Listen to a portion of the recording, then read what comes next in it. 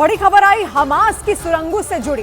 Israel की सेना ने दावा किया कि उसने हमास की सबसे बड़ी सुरंग का पता लगा लिया है। इसके साथ ही इजरायली सेना ने एक वीडियो जारी किया जिसमें उस सुरंग के अंदर चलती हुई कार नजर आई। दावा है कि उस कार में हमास के कमांडर याह्या सिनवार का भाई मोहम्मद सिनवार सवार था।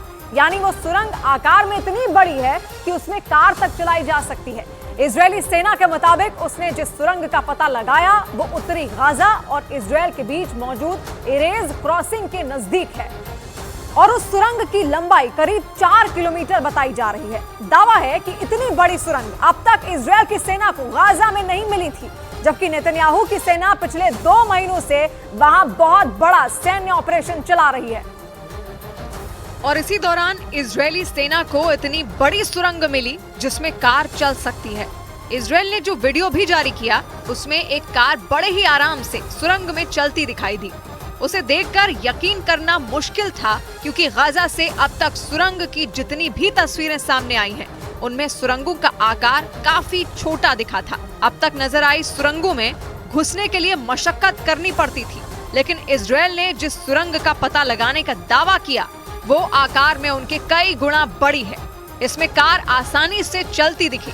दावा है कि ये सुरंग इजरायल और उत्तरी गाजा के बीच मौजूद इरेज क्रॉसिंग से महज 400 मीटर दूर है और इसकी लंबाई 4 किलोमीटर है। यानी एक बार उस सुरंग में कोई अपनी गाड़ी के साथ दाखिल हुआ तो कहां जाकर निकलेगा इसका पता लगाना बेहद मुश्किल है। आरोप है कि इसी का फायदा उठाकर हमास के लड़ाके इजरायल में हमले को अंजाम देते थे। और इसके साथ ही इजरायल ने आरोप लगाया कि इसी तरह की बड़ी सुरंगों का इस्तेमाल कर हमास के लड़ाकों ने 7 अक्टूबर को सबसे बड़ा हमला किया था। इजरायल ने सबसे बड़ी सुरंग का जो वीडियो जारी किया उसमें याह्या सिनवार का भाई मोहम्मद सिनवार उस कार में सवार दिखा और दावा है कि उसी ने ये सुरंग बनवाई थी। इजरायली सेना के मुताबिक 4 किलोमीटर लंबी इस सुरंग का इस्तेमाल हमास के लड़ाके आने जाने और हथियारों की सप्लाई के लिए करते थे और इसे बनवाने में लाखों डॉलर खर्च किए गए थे। दावा है कि इतनी बड़ी रकम इसीलिए खर्च की गई थी क्योंकि सुरंग में गाड़ियों के घुसने तक गड्ढा खोदकर उसमें कंक्रीट की दीवार बनानी थी। और इस सुरंग को बनवाने वाला मोहम्मद सिनवार था, जिसके ठिकानों पर पिछले महीने इजरायल की सेना ने बहुत बड़ी कार्रवाई की थी।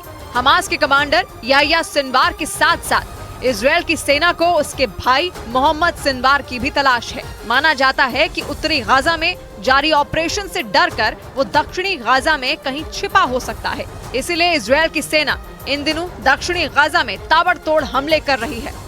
लेकिन दक्षिणी गाजा में सैन्य ऑपरेशन के साथ साथ उत्तरी गाजा में हमास की सुरंगों को तबाह करने का सिलसिला भी जारी है। इजरायल पहले ही साफ कर चुका है कि गाजा पट्टी में उसका सैन्य ऑपरेशन लंबा चलेगा, क्योंकि इजरायल का मानना है कि जब तक हमास की सभी सुरंगों का पता नहीं चल जाता और जब तक उन्हें तबाह नहीं कर दिया जाता तब तक वो शांत नहीं बैठेगा। यानी गाजा पट्टी में इजरायल का अभियान जारी रहेगा, जबकि अमेरिका समेत उसके कई मददगार देश भी इन दिनों इजरायल पर जंग खत्म करने का दबाव बना रहे हैं। लेकिन इजराइल के प्रधानमंत्री बेंयामिन नेतन्याहू ने अपना फैसला नहीं बदला। माना जा रहा है कि उत्तरी गाजा में सबसे बड़ी सुरंग का पता लगाने के बाद उसे दुनिया को दिखाकर इजरायल ने ये साबित करने की कोशिश की कि हमास के इरादे कितने खतरनाक हैं, क्योंकि अब तक की सबसे बड़ी सुरंग जहां मिली वहां से इरेज क्रॉसिंग बेहद नजदीक है। इस क्रॉसिंग के पास ही इजरायल के सैन्य अड्डे हैं। आरोप है कि इसीलिए हमास के लड़ाकों ने वहां इतनी लंबी चौड़ी सुरंग बनवाई ताकि वो लड़ाके अपनी गाड़ियों के साथ वहां तक आसानी से पहुंच सकें। और इसीलिए इस जंग की शुरुआत से ही इजरायल की सेना के निशाने पर हमास की सुरंगें रही हैं। इजरायल का आरोप है कि उन्हीं सुरंगों में हमास के बड़े बड़े कमांडर छिपे हैं और उन्हीं कमांडरों को पकड़ने के लिए इजरायली सेना ने दिन रात एक कर दिया है। वो लगातार उत्तरी और दक्षिणी गाजा में हमले कर रही है। यही नहीं, उत्तरी गाजा में हमास के लड़ाकों को सुरंगों से बाहर निकालने के लिए इजरायल की सेना पिछले कई दिनों से उनमें पानी भी भर रही है। इसके लिए भूमध्य सागर से पानी के बड़े बड़े पंप से लाखों लीटर पानी रोजाना हमास की सुरंगों में भरा जा रहा है। इसका मकसद लड़ाकों को किसी भी तरह सुरंगों से बाहर निकालना है, क्योंकि पानी भरने से या तो वो लड़ाके सुरंगों के अंदर ही डूबकर मर जाएंगे या फिर वो जैसे ही बाहर निकलेंगे इजरायली सेना उन्हें पकड़ लेगी। हालांकि इस काम में लंबा वक्त लगने की संभावना है, क्योंकि माना जाता है कि गाजा में हमास की सुरंगों का जाल करीब 500 किलोमीटर लंबा है। इजरायल को ऐसी कई सुरंगें अस्पतालों और स्कूलों के नीचे से भी मिली हैं। इसी वजह से उत्तरी गाजा के सैकड़ों अस्पताल और स्कूल भी इजरायल के भीषण हमलों में तबाह हो चुके हैं। और अपने आरोपों को पुख्ता करने के लिए इजरायल की सेना ने एक और वीडियो जारी किया। दावा है कि ये वीडियो उत्तरी गाजा के जबालिया का है। वहां इजरायल की सेना ने सबसे बड़े शरणार्थी शिविर पर हमला भी किया था। और दावा है कि उसी जबालिया में हमास के लड़ाकों ने बच्चों का इस्तेमाल अपने खतरनाक प्लान के लिए किया था। इजरायल ने जो वीडियो जारी किया उसमें उसकी सेना इलाके में छापेमारी करती नजर आई। इसी दौरान एक इमारत में बच्चों का एक कमरा नजर आया। उस कमरे में बच्चों से जुड़ी चीजें रखी हुई थी, लेकिन जब इजरायली सेना ने उसकी तलाशी ली तो उसी कमरे में एक सुरंग मिली। दावा है कि इस सुरंग का इस्तेमाल हमास के लड़ाके करते थे। यानी दुनिया को धोखा देने के लिए हमास के लड़ाकों ने स्कूलों और अस्पतालों की आड़ में सुरंगें बनाई थी ताकि वो आसानी से छिप सके। गाजा में इजरायल की सेना इस तरह की कई सुरंगों का पता लगा चुकी है और ये कार्रवाई इजरायल की मुख्य पैदल सेना इकाइयों में एक नाहल ब्रिगेड के सैनिकों के जिम्मे है। इसी यूनिट के सैनिक इन दिनों हमास की सुरंगों को बर्बाद करने में जुटे हैं। और दावा है कि हमास ने जानबूझकर अपनी कई सुरंगों को इजरायल की सीमा के नजदीक बनाया था ताकि उसके लड़ाकों के लिए बॉर्डर तक छिपकर पहुंचना आसान हो सके।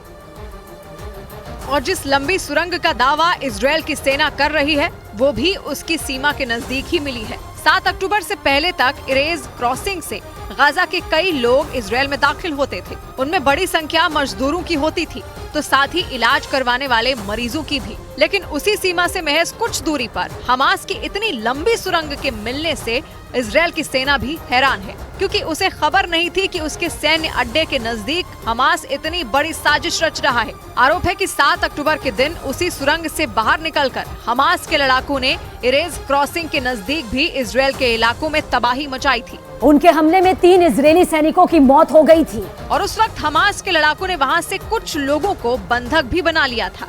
उसी हमले के बाद से इजरायल ने हमास के खिलाफ सबसे बड़ी जंग छेड़ रखी है। फिलिस्तीन का दावा है कि पिछले 2 महीनों में गाजा में 18,000 से ज्यादा लोग मारे जा चुके हैं और उनमें ज्यादातर महिलाएं और बच्चे हैं। और इसी वजह से इजरायल का सबसे बड़ा दोस्त अमेरिका भी इन दिनों उससे नाराज है। यही नहीं, खबर है कि अमेरिकी रक्षा मंत्री लॉयड ऑस्टिन एक बार फिर इजरायल के दौरे पर जाने वाले हैं।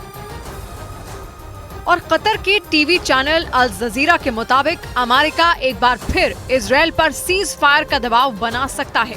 पिछले हफ्ते ही अमेरिका के राष्ट्रीय सुरक्षा सलाहकार जेक सलिवन ने इजरायल की यात्रा भी की थी। माना जाता है कि उस दौरान उन्होंने नेतन्याहू को बाइडेन का साफ संदेश सुना दिया था। और अब अमेरिकी रक्षा मंत्री लॉयड ऑस्टिन भी उसी मुद्दे पर इजरायल के प्रधानमंत्री से मुलाकात करने वाले हैं। अमेरिका पहले ही 2 टूक कह चुका है कि अगर इजरायल ने गाजा में हमले नहीं रोके तो वो अपने मददगारों से भी समर्थन खो सकता है। माना जा रहा है अमेरिका अपनी साख बचाने के लिए इजरायल पर दबाव बना रहा है, क्योंकि गाजा में कत्लेआम के लिए इजरायल के साथ साथ उसका नाम भी घसीटा जा रहा है। ऐसे में पूरी दुनिया में अमेरिका की भी किरकिरी हो रही है। इसी वजह से अमेरिका ये दिखाने में जुटा है कि वो गाजा की जंग को खत्म कराने के लिए एड़ी चोटी का जोर लगा रहा है।